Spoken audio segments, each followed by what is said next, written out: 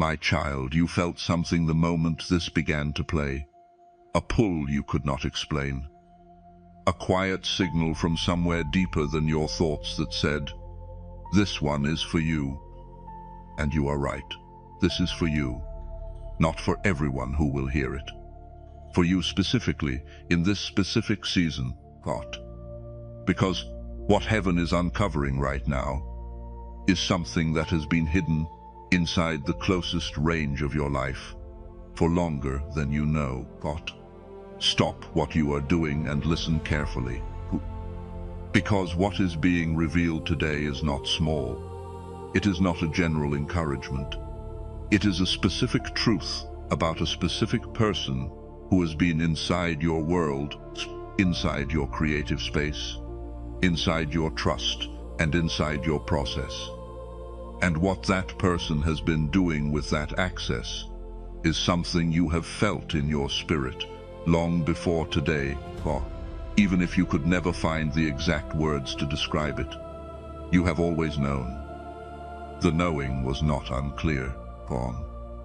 The knowing was simply too uncomfortable to say out loud, because saying it out loud would require you to accept something about someone you chose to trust, one. And that is a weight most people are not ready to carry. But chosen one, today you are ready. And today, heaven is making it plain. There is a feeling you have carried for a long time, Wak. It shows up in a specific kind of moment. Not when you fail, not when something goes wrong in your own life, but when you watch a particular person succeed, when you see them receive recognition, when you hear them speak, and something inside you goes very quiet and very still. Not with admiration, not with envy in the way the world defines it. Something stranger and more specific than that. Something that feels less like wanting what they have and more like recognizing what they are holding. Like watching someone walk through a room wearing your coat. You do not need logic to confirm what you are seeing. You already know. You have always known. You dismissed it. You called it jealousy and felt ashamed. You called it insecurity and tried to move past it. You told yourself that a generous person does not think this way. But none of those labels ever fit, did they? Because what you were feeling was never jealousy. It was recognition. And I am here today to confirm that recognition was correct. Someone has been moving through your life carrying what belongs to you, practically, concretely, in ways that have had real consequences on the shape of your days and the direction of your path. Type account. Frozen if you have ever watched someone succeed and felt something deeper than envy. Something that felt more like recognition. Let me speak to you plainly about what has been happening, because you deserve plain speech. What? You deserve to have what you have sensed confirmed in clear language, not wrapped in so much mystery that you leave this moment still uncertain whether what you perceived was real. You carry something. You have always carried something. A particular quality of thinking, a particular way of seeing problems and possibilities, a particular creative current that runs through you and produces things that do not come from ordinary places. Ideas that arrive whole, perspectives that cut through noise and reach truth faster than most people can follow. A way of framing things, of connecting things, of giving language to experiences that other people are living, but cannot articulate for themselves. This is not arrogance for me to say on your behalf. This is observation, Con. And the one I am speaking about today made the same observation much earlier than you might expect. This was not a stranger. This was someone who sat beside you in the work, someone you called a collaborator, a creative partner, a fellow builder. someone you trusted with your process, your drafts, your half-formed ideas. The thinking out loud that happens before anything becomes finished. You opened the door to them, because that is what you do when you believe in collaboration. And they walked through that door and began taking inventory. They saw what you carried before you fully understood its value. And because they saw it before you understood it, they were able to begin drawing from it before you had built enough awareness to protect it. When someone encounters a person who carries genuine creative or spiritual capacity, there are only two responses available. They can recognize it with generosity and allow it to elevate both people, or they can recognize it with fear and begin looking for ways to access what the other person has without honoring its source. They chose the second path. Not consciously in the beginning. These things rarely begin as conscious decisions. They begin as small borrowings that feel harmless because you were generous. And generous people do not track what they give away. Type, "My name is mine," if you have ever shared an idea and then watched it appear somewhere else with someone else's name attached to it. Let me now tell you specifically what they did, not in vague language, not in metaphor, but plainly, so that you can finally stop wondering whether what you felt was real. The first thing they did was position themselves as your voice in rooms you were not in.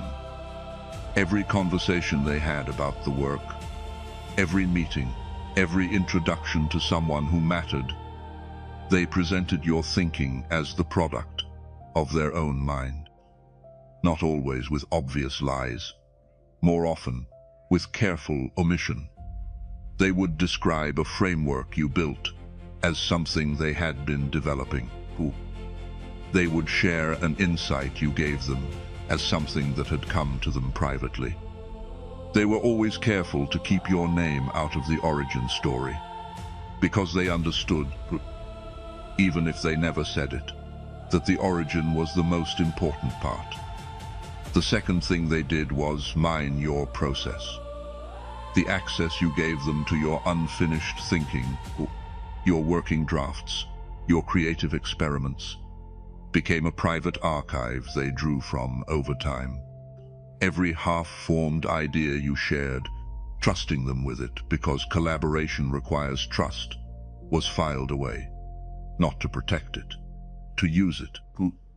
They built a portfolio of your concepts that they could deploy independently, presenting each one as evidence of their own capacity at exactly the moments when capacity was being evaluated.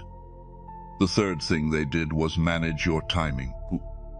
They made sure their version of your ideas arrived in the spaces that mattered just ahead of yours. So that, when you finally brought the original forward, the ground had already been claimed. You looked like you were following someone who had actually been following you. And you could never prove the sequence, because they had been careful about that too. You felt the wrongness of it every time. But you had no clean evidence, only the knowing. And the knowing was not enough to say out loud. Type, "I claim what is mine," if you are ready to stop carrying the explanation that the problem was you.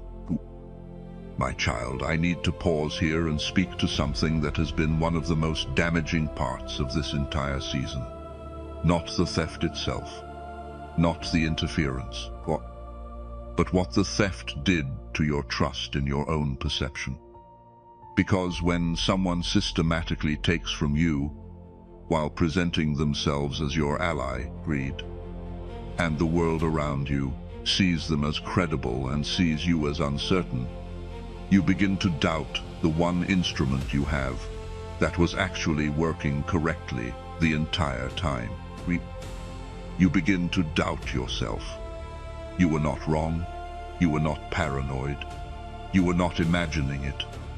That unease you felt when they presented something that sounded too familiar. That was accurate perception. The confusion you carried when your ideas seemed to land differently in their mouth than in yours. That was your discernment working correctly.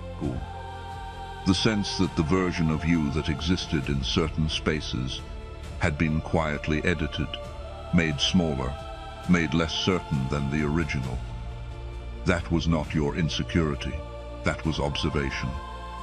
Every single thing your spirit flagged in that relationship was real. You were not too sensitive.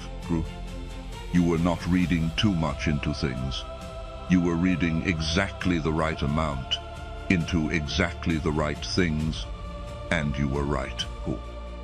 I am confirming it today, so that you can set down the weight of self-doubt you have been carrying and walk into what is next with your perception fully restored.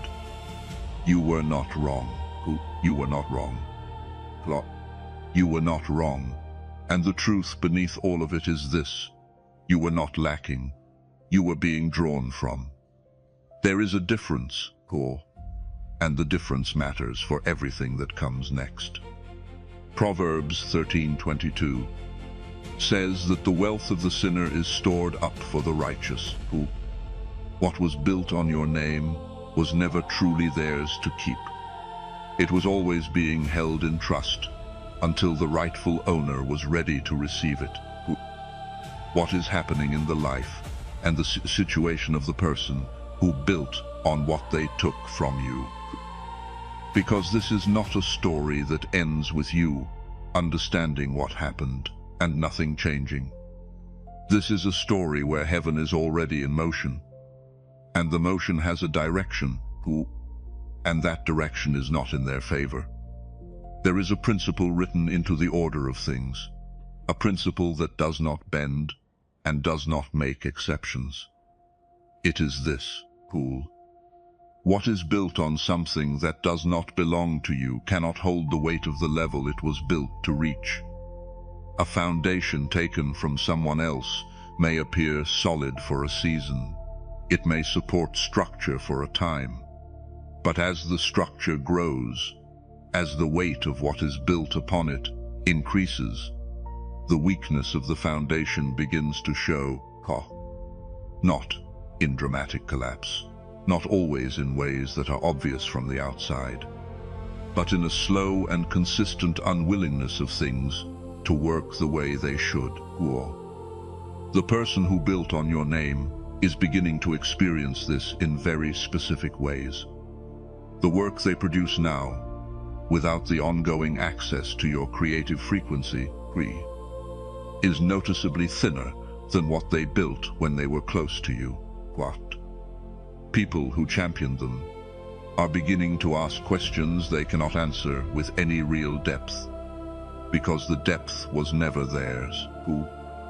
The frameworks they borrowed from you are beginning to show their limits, because they never understood the underlying thinking well enough to extend it.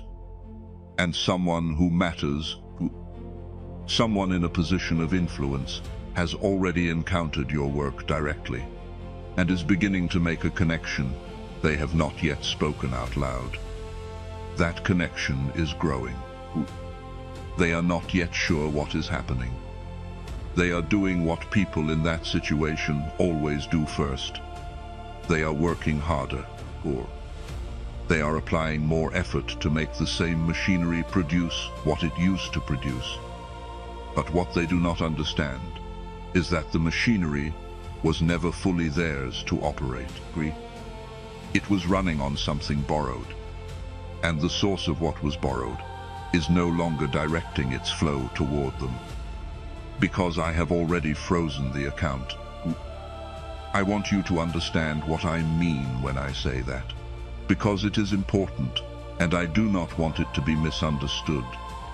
I have not intervened with violence. I have not arranged for dramatic public exposure. I have not created enemies for them or orchestrated a confrontation. What I have done is something quieter and more complete than any of those things. I have simply redirected the current. The creative and spiritual frequency that they were drawing from to sustain what they built is no longer available to them through that channel. It is being routed back toward its proper source. Toward you. What this means practically is that what they built will begin to settle at its actual level. The parts of it that belong to them will remain. The parts that were borrowed from your frequency will no longer be sustained by that frequency, and they will begin to show their true weight. This is not punishment in the way that word is usually understood. It is simply the natural consequence of a structure settling onto its actual foundation once the borrowed foundation is withdrawn. Exodus 22:1 makes clear that what is taken must be returned, not in the same measure it was stolen, but multiplied. Heaven does not settle accounts at face value. It settles them with interest. Type heaven sees if you believe that what is taken is always accounted for. And on your side, something very different is beginning. Because when a flow that was diverted is redirected to its proper course, what happens is not simply a return to what existed before the diversion. What happens is something more than that. The pressure that built during the time of diversion, the accumulation of what should have moved and didn't, comes through when the channel opens. Not as a trickle returning to its original level, as a release. Ideas that stalled are going to come back with clarity they did not have before. Opportunities that seemed to close are going to reopen, but through different doors than the ones that closed. Better doors. Doors that are properly aligned with where you are now, rather than where you were when the original doors opened. People who are meant to see what you carry are going to begin encountering you in ways that feel orchestrated, because they are orchestrated. I am placing you in lines of sight that belong to you. Joel 2:25 says, I will restore to you the years that the locust has eaten. Not some of those years, not a portion, all of them. Everything the season of diversion consumed is being accounted for and returned. The recognition you have been waiting for is not going to come as a single dramatic moment of validation. It is going to come as a series of smaller moments that accumulate into something undeniable. Someone in a position of influence noticing what you do and saying so publicly. A door opening that you did not knock on. A conversation that goes further and faster than it should have any logical reason to go. Because the person on the other side recognizes something in you that they have been looking for. A project finding the exact support it needs at the exact moment it needs it. These are not accidents. They are the natural results of a current returning to its proper course. What was written for you does not expire. What was assigned to your name does not transfer. The level that was prepared for you was prepared in accordance with what you actually carry, not in accordance with what someone else could borrow from you. And the level that was prepared for them was prepared in accordance with what they actually carry, without the borrowed frequency to inflate it. Which means that when everything settles to its true level, the gap between where they appear to be and where you appear to be is going to shift. Not because anything unfair happens to them, simply because reality, when freed from interference, reflects truth. And the truth is that what you carry is yours, was always yours, and the structure that can be built from it, honestly, is larger than anything that was being built from it, dishonestly. Type 777. If you receive the truth, that what was written for you has never been given to anyone else. I want to speak to you about how you should carry yourself in this season. What I am doing on your behalf does not require confrontation. It does not require you to expose anything publicly or seek acknowledgement from the one who took from you. What this season requires is simpler and more powerful than any of that. It requires you to begin moving as though the current has already been restored. Bring your ideas forward without waiting for external validation. Create without checking whether what you are creating looks like what others are creating. Move first. Measure after. Create first. Protect and refine later. This sequence is what allows what is genuinely yours to operate at its actual capacity. 1. Now let me speak to you about the people who witnessed what happened. There were people around you who registered something they did not quite name. A sense that the ideas they heard from one direction felt familiar in a way they could not trace. They filed that perception without acting on it. But in this season, as what is genuinely yours begins to move in the open, that filed perception is going to have context. They are going to understand what they saw, and that understanding is going to inform how they receive you going forward. If this message is confirming something that your spirit has known for a long time, but your mind has been afraid to fully accept, I want to invite you to sow a seed into this ministry. Every seed you sow helps this word reach another chosen one who is sitting with this exact feeling, who needs to know that what they sensed was real and that heaven has already begun to move on their behalf. Visit the link in the description below or scan the QR code on your screen to sow your seed and watch what the Creator returns to you, pressed down, shaken together, and overflowing. Type seed sound if you are ready to invest in your next season. I want to address something that may be rising in you as you listen to all of this. A question about what to do with the person I have been speaking about. Not in terms of confrontation or exposure, but in terms of your heart. What do you do with someone who took from you? Once you understand that they took from you, what does a clean response look like that does not require you to carry bitterness, and also does not require you to pretend that what happened was acceptable? The answer is simpler than it might feel. You do not need to carry this person in your heart, not as an open question, not as the explanation for everything that didn't work.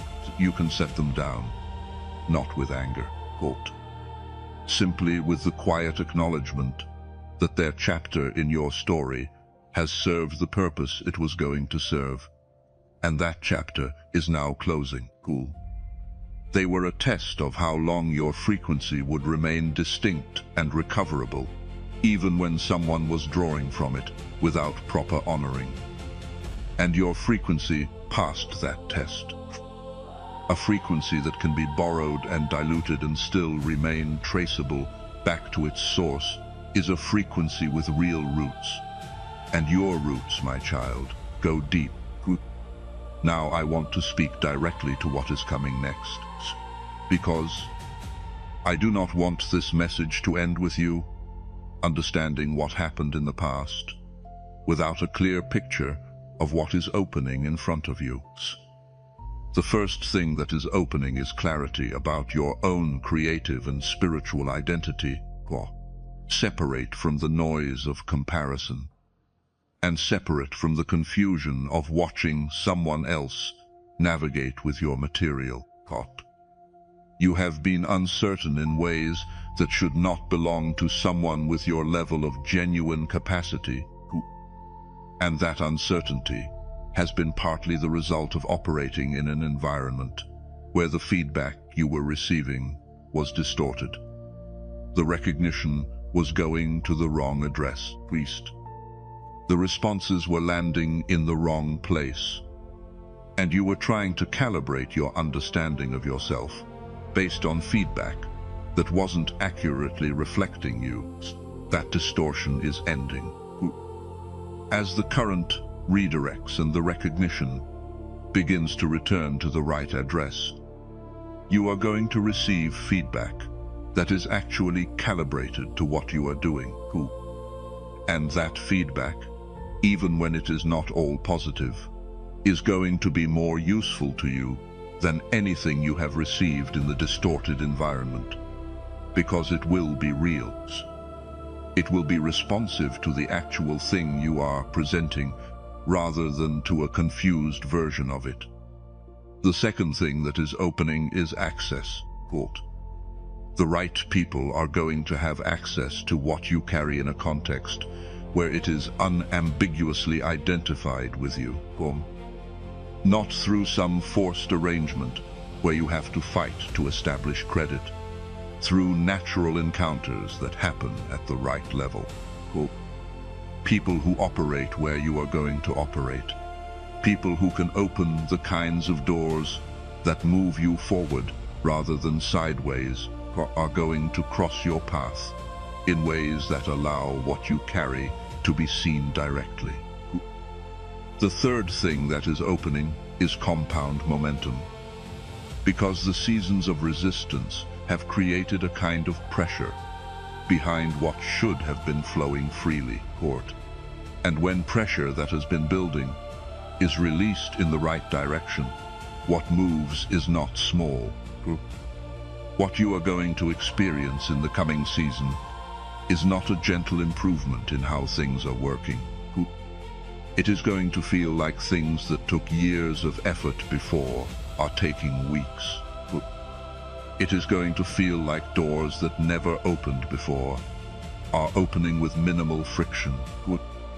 It is going to feel like you are moving at a speed that the effort you are putting in does not fully explain. Because the effort you are putting in now is being added to the accumulated pressure of everything that was building during the seasons of resistance.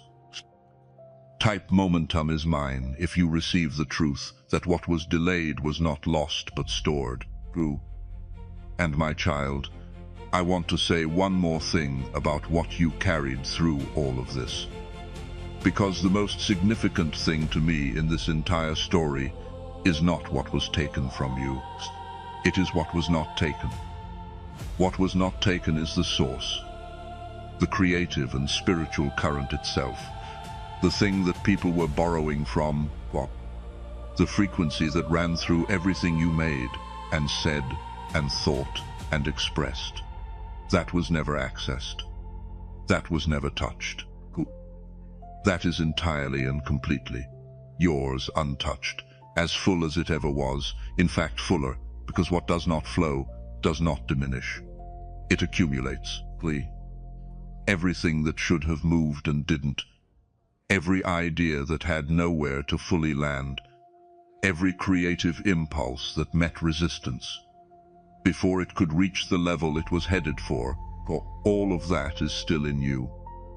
Not as frustration, not as stagnant disappointment, but as living potential that is ready to move the moment the path is clear, and the path is clear now. What I froze on the other side of your story, I cleared on your side of it. What I withdrew from the account that was drawing from you without permission, I directed back into the account that has your name on it. And that account, my child, is not just restored to the level it was before the diversion began. It is restored plus everything that accumulated during the time of diversion.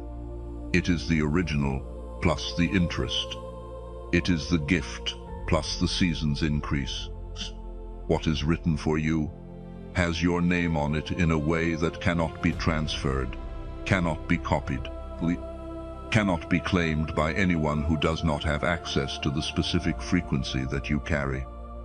And only you have access to that frequency, because only you are you. That sounds simple.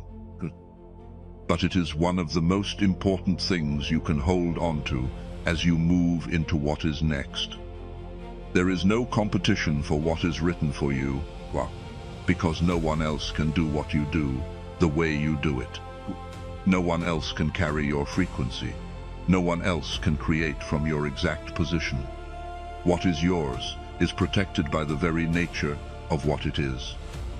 So walk forward, not looking over your shoulder at what was taken, not monitoring what the person I spoke about is doing, not waiting for the public moment of validation that would let the people around you see the truth you now carry internally.